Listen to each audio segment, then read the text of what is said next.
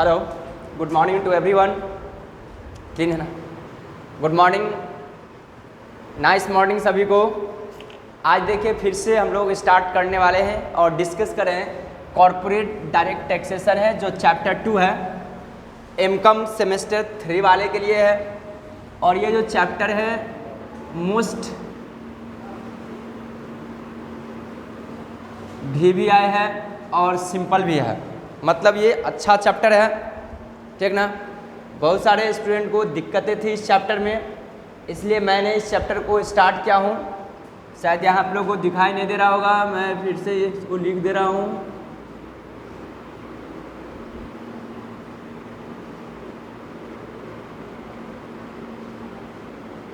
Chapter 2 है, ठीक है। अब दिखा दे रहा? क्लियर दिखा दे रहा? चैप्टर 2 है, शायद आप लोग देख रहे होंगे। आप लोग रेडी हो जाइए। अब देखेंगे चैप्टर नंबर 2 का मैं प्रैक्टिकल क्वेश्चन करवा रहा हूँ। तो मैं ये समझता हूँ, मैं एस्टिमेट करके चलता हूँ, आप सभी के पास बुक होंगे, ठीक है। तो मैं डायरेक्ट प्रैक्टिकल क्वेश्चन पे चलता हूँ। क्वेश्चन नंबर 5 है। ये क्वेश्चन थोड़ा अच्छा भी क्वेश्चन है और थोड़ा इसमें आंसर में मुझे लग रहा है कि कुछ मिस्टेक है, इसकी वजह से मैं ये क्वेश्चन करवा दे रहा हूँ। ये है आपको क्वेश्चन नंबर 5 है। देखिए तो नंबर दिखाई दे रहा नहीं कि ब्लैक से लिखे क्या? अपना स्क्रीन तो मोनिका है।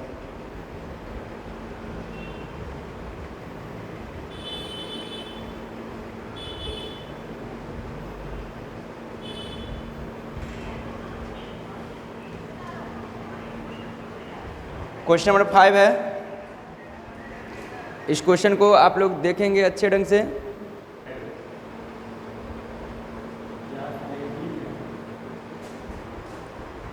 क्वेश्चन नंबर 5 है, तो शायद मेरी समस्या आप लोग देख नहीं पा रहे होंगे। Question number 5। अब देखिए मैं क्वेश्चन को पहले स्टडीज कर रहा हूँ, उसके बाद मैं बता रहा हूँ।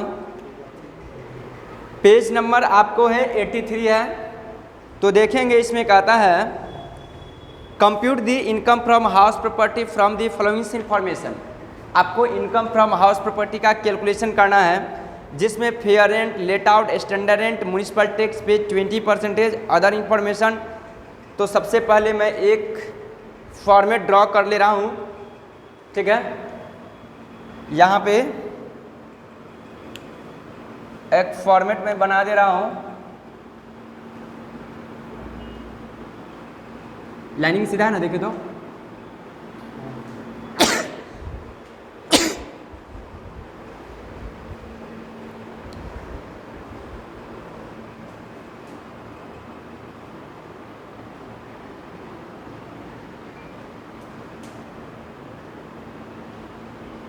यहाँ पे मैं लिखूंगा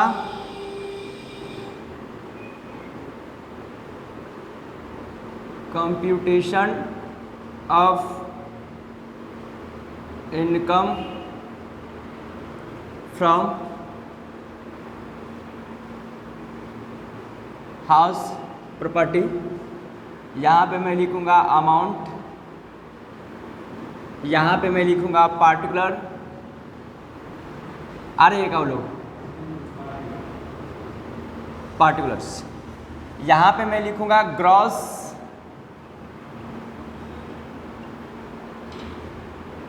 annual value. Gross annual value होगा, उसमें से मैं लेस करूंगा म्युनिसिपल टैक्स, ठीक है।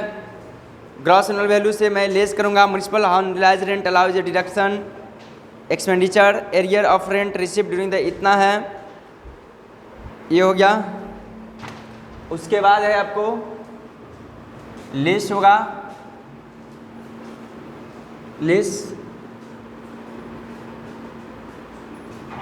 Municipal tax paid. Municipal tax paid by owner रहेगा तभी लेस करेंगे, अदरवाइज नहीं होगा। इसको जब मैं लेस करूंगा तो ये कहलाएगा नेट एनुअल वैल्यू। इसमें से मैं जब लेस कर दूंगा स्टैंडर्ड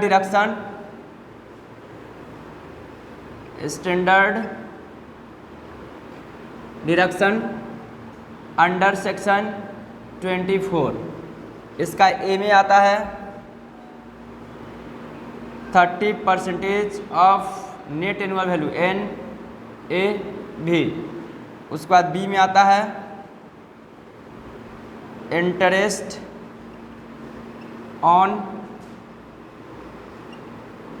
ऑन लोन, ये होगा। ये आपको कल आएगा इनकम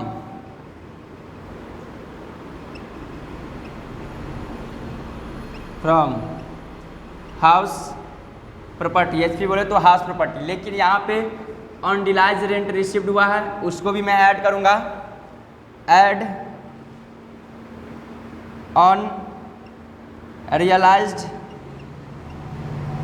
रेंट, ठीक ना, रिसीव्ड, उसमें से मैं लेस कर दूंगा स्टैंडर्ड डिडक्शन 30% ऑफ जो रेंट रिसीव हुआ है अनडिलाइज रेंट, UR मतलब अनडिलाइज रेंट। फिर होगा एक और है अनडिलाइज रेंट, उसको भी मैं ऐड करूँगा। ऐड अनरियलाइज्ड रेंट रिसीव्ड, कितना है ये 12,000 है। डायरेक्टली मैं लिख दे रहा हूँ इसको मैं। अब जो यहाँ पे आएगा टोटल यहाँ तक दिखाई दे रहा ना, ये होगा taxable income from house properties. ये बहुत ही अच्छा क्वेश्चन है और VVI भी क्वेश्चन है। अब मैं यहाँ पर निकालूंगा ग्रॉस एनुअल वैल्यू, ठीक है। मैं एक फॉर्मेट ड्रॉ कर लिया हूँ और मैं क्या करूँगा, जो भी निकलेगा उसको कॉपी और पेस्ट में कर दूँगा, ठीक है, ताकि आसान लगेगा हम लोगों को। कॉपी और पेस्ट। तो देखिए यहाँ पे मैं कंप्यूटेशन करूँगा ग्रॉस एनुअल वैल्यू। तो ग्रॉस एनुअल वैल्यू निकालने के लिए वर्किंग गेट खोल दीजिए, नोट है। सबसे पहले मुझे निकालना पड़ता है एक्सपेक्टेड रेंट, ठीक है ना। तो सबसे पहले मैं निकालूंगा एक्सपेक्टेड रेंट। तो एक्सपेक्टेड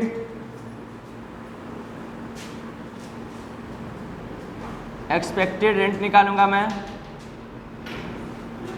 तो एक्सपेक्टेड रेंट में होता है पहला म्युनिसिपल वैल्यू और दूसरा होता है फेयर रेंट, ठीक है। तो देखेंगे म्युनिसिपल वैल्यू आपको क्वेश्चन में दिया होगा। फेयर रेंट है आपको 72,000 है, लेट आउट है, स्टैंडर्ड रेंट है। उसके बाद कहता है house remain vacant for 2 month during the previous year.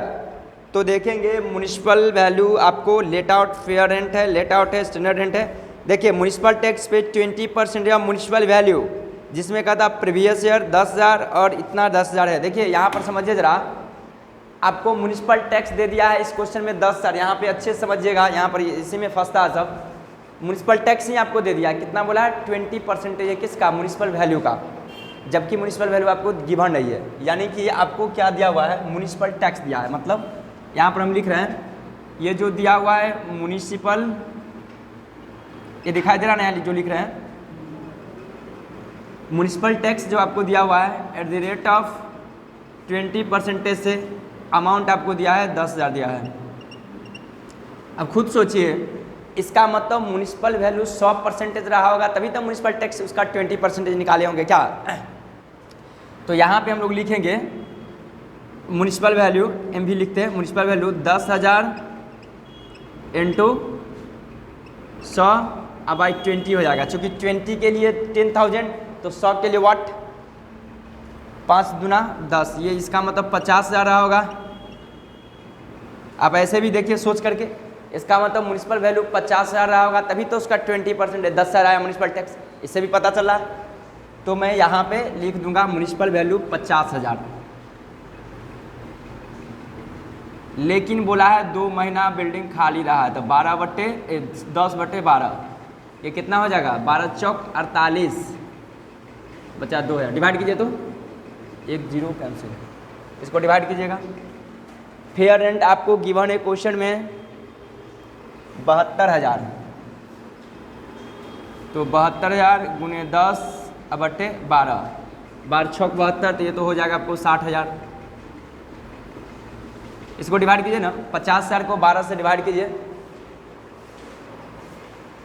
50,000 के 12 से डिवाइड कीजिए, कितना हुआ, 1 मिनट, 4,141,600 ये आ गया।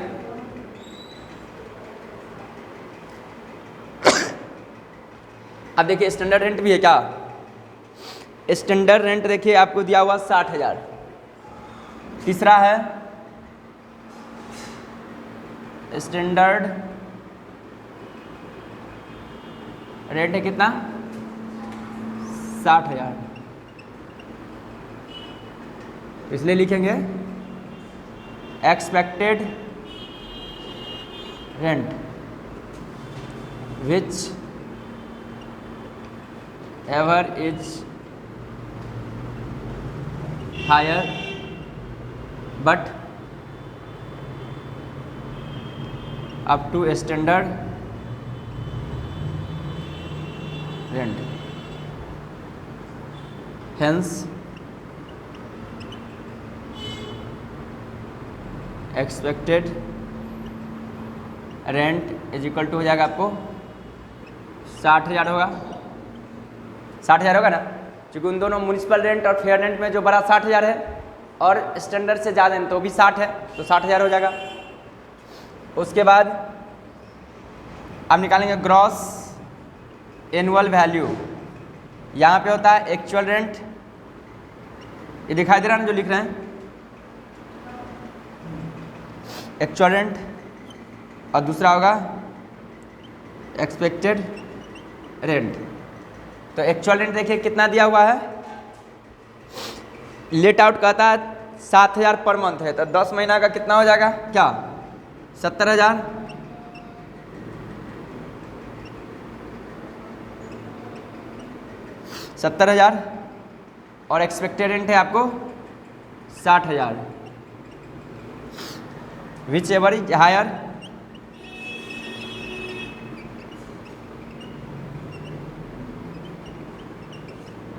हायर, तो इसलिए gross annual value is equal to हो जाएगा 70,000। 70,000 आ गया ग्रॉस एनुअल वैल्यू। हम लोगों को क्या आया, ग्रॉस एनुअल वैल्यू 70,000 आ गया। यहाँ तक कोई दिक्कत नहीं है, ठीक है।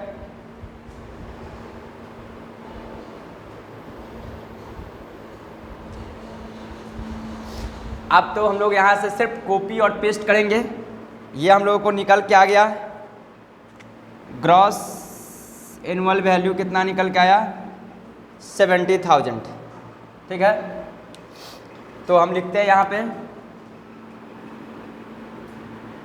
70,000। उसके बाद देखिए म्युनिसिपल टैक्स, यहाँ समझिए बात को, यहाँ पर हर पॉइंट में कॉन्सेप्ट है। यहाँ पर दिया गया है म्युनिसिपल टैक्स जो पेमेंट हुआ है 10,000 हुआ है, और प्रीवियस ईयर का भी 10,000, यानी कि 2 बार देखिए क्वेश्चन में दिया हुआ 10,000 पेमेंट हुआ है। तो म्युनिसिपल टैक्स हमने बताया था कि पेमेंट बेसिस पे होता है, चाहे वो कितना भी साल को क्यों नहीं पेमेंट किया गया होगा, बट ऑनर के थ्रू होना चाहिए पेमेंट। तो दोनों साल का म्युनिसिपल टैक्स को लेस कर देंगे, यहाँ पे 20,000 लेस होगा म्युनिसिपल टैक्स, दोनों ईयर को ऐड करके, तो ये हो जाएगा आपको 50,000। जो भी इस वीडियो को देखेंगे वो याद रखेंगे। इस क्वेश्चन में आंसर दिया हुआ 57,000 से 400 की 600, देखिए तो आंसर 57,400 आंसर है, लेकिन यहाँ पे होगा 63,400 आंसर होगा। इस बुक में गलती क्या है, ठीक है। थोड़ा मैं मार्कर भर ले रहा हूँ चूँकि तो देखेंगे यहाँ पे क्या है, आंसर जो 57,400 है, तो मैं बता दे रहा हूँ कितना का नाम है कि आंसर गलत कैसे हो सकता है सर, तो मैं बता रहा हूँ अपने आप आपको प्रूफ हो जाएगा कि ये आंसर गलत है। पहले तो मैं बताऊँगा, उससे पता चलेगा। दूसरी बात आपको देखना है तो शायद ये क्वेश्चन आपके सामने एक और मिलेगा, जो जिनके पास में बीकॉम का बुक होगा SC मल्होत्रा का हाउस प्रॉपर्टी में जा कर के देखेंगे ये क्वेश्चन मिलेगा, सेम क्वेश्चन होगा। उसमें जाएंगे तो 63,400 दिया हो, वहाँ पे आंसर सही दिया गया, ठीक है ना। यहाँ पे बाय मिस्टेक है, तो और मैं भी बता दूंगा कि मिस्टेक कैसे क्या है। बनाने के लिए आंसर इतना भी सब मैच कर देता है, लेकिन ये रॉन्ग है, ठीक ना। वहाँ पे गलत नहीं, वहाँ सही है, यहाँ पर गलत दिया गया है। तो देखिए एक दा ये बुक का अकॉर्डिंग भी आंसर हम बता देंगे कैसे आ रहा है, लेकिन वो गलत हो जाएगा। तो देखिए स्टैंडर्ड डिडक्शन है। अब क्या है, देखिए 30% ऑफ NAV, तो 50,000 का 30% निकालेंगे तो कितना होगा, 15,000 होगा। और इंटरेस्ट ऑन लोन नील है, तो कितना होगा ये 35,000 होगा ना, 35,000। इंटरेस्ट तो नहीं ना, देख लीजिए क्वेश्चन में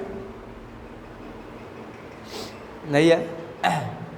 इनकम फ्रॉम हाउस। अब देखिए यहाँ का कमाल है, यहाँ देखिए ऑनडिलाइज रेंट रिसिप्ट जो हुआ है क्वेश्चन पर, यहाँ तक दो चीज दिया हुआ है। देखो तो unrealised rent allowed as a deduction in the assessment year 2017-18 but receipt during the previous year, ठीक ना। Arrear of rent receipt during the previous year 12,000।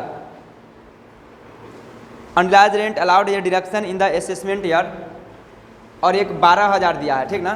तो पहले मैं 12,000 के लिखूंगा। देखिए अनडिलाइज रेंट रिसिप्ट जो 12,000 हुआ है ना, बात सीधा समझिए, उसका 30% निकालेंगे तो कितना होगा, 12 × 3600, तो कितना हो जाएगा, ये 8400 होगा। ये पहले ही लिख दिए थे, गलती कर दिए थे, 8400 होगा, लिस्ट कीजिएगा तो। और यहाँ जो दिया हुआ है अनडिलाइज रेंट कितना दिया हुआ, एक है 20,000 रुपया, इसको मैं डायरेक्ट लिखूंगा 55, ये 63,400 आंसर आ गया, ठीक है। आप देखिए जरा समझिए ये गलती क्या क्या है बुक। ये जो 12,000 में से हम 30% लेस करके, इधर हेलो प्लीज इधर समझिए, उसके बाद नोट कीजिएगा। 12,000 में से 30% लेस किए 3600, तो हुआ 8400। बुक देखिए क्या गलती क्या, वो क्या किया, ये जो अनडिलाइज रेंट 20,000 आया, इसमें से भी क्या किया, वो 30% लेस कर दिया। तो कितना, 20,000 का 30% कितना, 6,000 होगा। 6,000 लेस होगा तो 6,000 आंसर कमेगा ना, 57,400 आएगा। तो बुक इस तरह बनाया, लेकिन ऐसा नहीं होगा। क्यों नहीं होगा वो जरा समझिए। दोनों सेम है, घटना दोनों में से चाहिए, लेकिन यहाँ पर एक में से नहीं घटाया जाएगा। क्यों नहीं घटाया जाएगा, क्योंकि बुक में ऑलरेडी क्वेश्चन ही बोल दिया है अनडिलाइज रेंट जो रिसीव हुआ है 20,000 allowed as a deduction in previous year, कहता है उसका डिडक्शन ऑलरेडी मिल चुका है। देखिए यहाँ पर लिखा हुआ है, देखिए दो चीज़ है यहाँ पर, देखिए कहता है दूसरा नंबर पॉइंट में unrealised rent allowed as a deduction in the assessment year 17-18, कहता है अनडिलाइज रेंट जो है असेसमेंट ईयर 17-18 में ही डिडक्शन मिल चुका है, but receive during the previous year 18-19, लेकिन 18-19 में जाकर के पैसा मिला है। तो हम इनकम टैक्स डिपार्टमेंट से एक बार डिडक्शन अलाउड कर लिए, तो उसी अमाउंट पे दोबारा कैसे करेंगे। लेकिन यहाँ देखिए तीसरा में क्या कहता है, arrear of rent receive during the previous year 2012, arrear जो है 2012 का जो था, अब जाकर के पैसा मिला है, तो इस पर कभी डिडक्शन मिला ही नहीं था, ठीक ना। इसलिए यहाँ पर डिडक्शन अलाउड किए, ठीक ना। लेकिन एक बात और जरा समझिए, यहाँ पर दो बात है, एक है एरियल, इसके बारे में समझ लीजिए। एरियल है एक, ये दिखाई दे रहा है, देखिए तो नहीं दिखाई दे रहा, यहाँ से ये दिखाई दे रहा है। एक एरियर है, एक अनडिलाइज, इसी को पहले समझ लीजिए।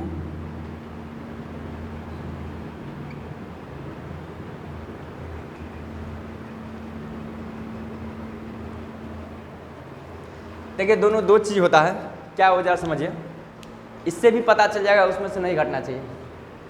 देखिए दिखने से पता चल रहा है कि दोनों एक ही चीज़ है, और अक्सर स्टूडेंट लोग भी और अच्छे स्टूडेंट लोग भी समझता है दोनों एक ही चीज़ है, लेकिन दोनों दो चीज़ है। बात को जरा समझिए। एरियर, चूँकि जनरली हिंदी में सब समझता है एरियर माने भी बकाया और डिलाइज माने भी बकाया होता है, यही ना हम लोग समझते हैं, लेकिन यहाँ पर दो चीज़ है। देखिए एरियर का मतलब ये हुआ कि ऐसे समझिएगा, मान कर चलिए हम रूम लिए हुए रेंट पे, ठीक है, तो कंपनी है मान कर चलिए हम, तो कंपनी में हर चीज़ तो रूल्स रेगुलेशन के अकॉर्डिंग होता है। कोई या तो चेक के थ्रू पेमेंट होगा या हम अकाउंट में जाकर डिपॉजिट करेंगे, ऐसे होता है। क्योंकि नॉर्मली रूम में क्या होता है, जाकर ऑनर आपसे मांग लेता है, लेकिन बड़ी बड़ी कंपनी में ऐसा तो होता नहीं है, चेक मिलेगा या उसका अकाउंट से डिडक्ट होती है। तो एरियर का देखिए मतलब क्या होगा कि आपका ऑनर बोल दिया, मान कर चलिए आपको दिया 20,000 पर मंथ पे रेंट आपको दे रखा है कि भाई आपको रेंट लगेगा 20,000 रुपया पर मंथ, लेकिन 1 साल 2 साल के बाद आपको ऑनर बोला कि नहीं भाई अब आपको रेंट बढ़ जाएगा। मान कर चलिए वो बोल दिया कि अब आपको देना पड़ेगा 25,000 रुपया, 5,000 रुपये रेंट बढ़ गया है। और ये जो 5,000 रुपया जो रेंट बढ़ गया है, तो आप तो अपना अकाउंट से जो बैंक में जा कर के नोटिस दिए हुए कि 20,000 रुपया डिडक्ट होगा प्रत्येक महीना का इतना तारीख को, तो बैंक तो 20,000 ही डिडक्ट करता होगा, उसके अकाउंट में क्रेडिट करता होगा, आपके अकाउंट से डेबिट करता होगा। तो ये 5,000 रुपये तो नहीं जा रहा होगा, एक ये वजह हो गया। दूसरा, या तो आपको इच्छा ही नहीं है, आप एक्सेप्ट ही नहीं किए कि हम 5,000 बढ़ा करके देंगे। दो वजह हो सकता है, एक ये कि अभी तक आप बैंक में जा कर के इन्फॉर्मेशन नहीं दिए हैं, जिसके वजह से नहीं हो रहा। बैठिए। दूसरा इच्छा क्या होगा कि आपको इच्छा नहीं होगा देने का पैसा, सोच रहे चल बोलने दीजिए, देंगे होगा तो अगर ज़्यादा बोलेगा तो हम बढ़ा कर देंगे, अदरवाइज नहीं देंगे। तो इसके वजह से 5-5 हज़ार रुपया जो एरियर चला जाता है, इसको बोला जाता है क्या चीज़, एरियर ऑफ रेंट, ठीक ना। तो ये जो 5,000 बढ़ा, तो अभी इस पर क्या है, कोई कन्फर्मेशन नहीं है कि 5,000 बढ़ा कर दिया जाएगा या नहीं दिया जाएगा, इसलिए इस 5,000 पर अभी तक इनकम टैक्स का रिटर्न फाइल नहीं भरा गया होगा। बात समझिए ज़रा, इसलिए यहाँ से डिडक्शन को लेस करना पड़ता है। देखिए यहाँ पर क्या लिखा हुआ है, अनडिलाइज रेंट, यानी कि यहाँ पर एरियर लिखा होगा, देखिएगा 12,000, ये 12,000 अनडिलाइज रेंट जो रिसीव लिखे हैं, देखिए 12,000 एरियर लिखा होगा यहाँ पे, है ना लिखा हुआ। तो इसलिए यहाँ पे स्टैंडर्ड डिडक्शन होगा, कब होगा, जब वो केस जाकर फाइल कर देगा ओनर कोर्ट में कि नहीं मेरा ऑनर रेंटर जो है 5,000 रुपया बढ़ा के नहीं दे रहा है। कोर्ट ओनर को हित में फैसला सुना देगा कि नहीं 5,000 आपको बढ़ा कर देना चाहिए। तो 12 महीना का कितना हो जाएगा, 12×5 60,000 होगा। जब 60,000 होगा तो ओनर के लिए इनकम होगा, उसी समय अब उसको टैक्स देना पड़ेगा उस 12,000 पर। तो स्टैंडर्ड डिडक्शन घटेगा वहाँ से कितना, 50,000 के मान 60,000 के 36 का 18,000, तो 42,000 रुपये। इन द सेम वे यहाँ के। अब देखिए अनडिलाइज रेंट का मतलब क्या हुआ, अनडिलाइज रेंट जो अभी तक हम लोग समझते आ रहे हैं कि जैसे हम रेंट पे दे दिए कोई बिल्डिंग, और रेंटर क्या होता है कि अभी नहीं देंगे अगले महीना देंगे पैसा, ऐसा होता है, या हम 2 महीना में देंगे या 3 महीना में देंगे, या अभी हमारा सिचुएशन अच्छा नहीं होता है ऐसा क्या, तो उसको बोला जाता है अनडिलाइज रेंट। बात को समझिए। तो वो हो गया, बैठिए, अनडिलाइज रेंट हो गया। तो खुद सोचिए, ये जो अनडिलाइज रेंट है, ये तो सर्टेनिटी है ना कि आज नहीं तो कल पैसा हो तो देगा ही, ऐसा तो नहीं कि बोला हम नहीं देंगे पैसा। इसलिए हम लोग जब टैक्स भरते हैं तो क्या होता है, वहाँ पर रिटर्न फाइल में शो कर देते हैं कि अगर 5,000 या 2,000 या 10,000 के रेंट पे दिए हो तो सबको कैलकुलेशन कर देते हैं पूरे 12 महीना से। अगर 10,000 पर मंथ है तो 12 को 10 से मल्टीप्लाई 1,20,000 हुआ, बशर्ते कि 2 महीना को नहीं भी दिया है तो भी, चूँकि आज न कल तो रिटर्न फाइल भरना ही होता, तो हम लोग सीधा सीधी रिटर्न फाइल भर देते, अपना रेंटर से ले लेते हैं पैसा। तो इस जगह खुद सोचिए, जब इस पर रिटर्न फाइल हो ही गया है, अलाउड हो ही गया होगा, तो फिर दोबारा क्यों अलाउड होगा। तो यहाँ पर यही मिस्टेक किया है क्वेश्चन में। तो बस इतना ही था, इसको नोट कर लीजिए।